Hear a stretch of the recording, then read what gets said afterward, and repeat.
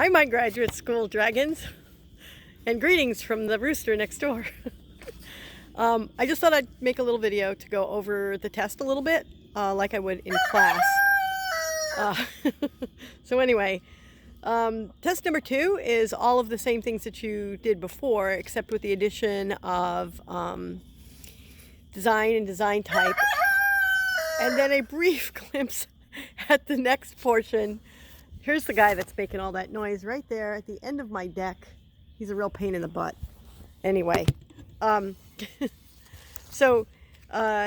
all of these things as well. A glimpse of what you're going to have to do on test 3 with going from problem to research.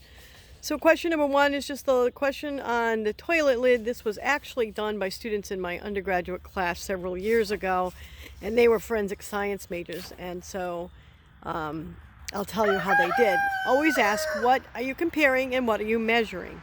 So that's the important thing there. It's pretty straightforward.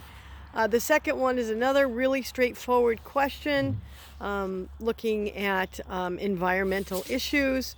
The third one is about pro-kindness, and a very brief study that they did there. It's a classic study that was done in social psychology. The fourth one is a very interesting one, and all I'm going to say about that is I want to see what you can do with it. It's pretty obvious. It should be pretty obvious to you what the design type of that study is. It actually just screams right out at you. The fifth one is a botany study that was done, and it is a little complicated, but keep in mind how they're doing the data and what the procedure is, and that will give you a good clue about the design type.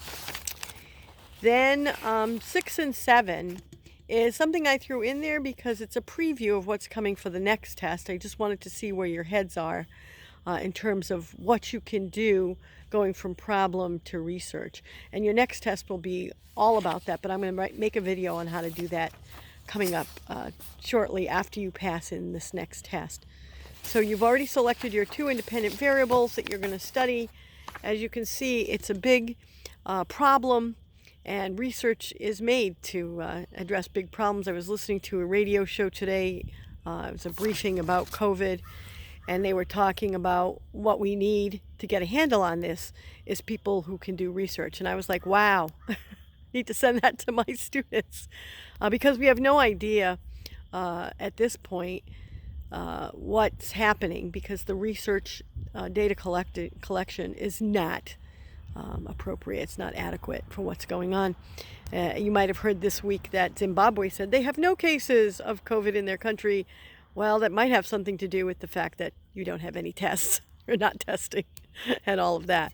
So we'll get into that more later. I have some detailed data to show you and to help you understand how to do that, because once you graduate, that's all you'll be doing. It's the point of why you take research in grad school.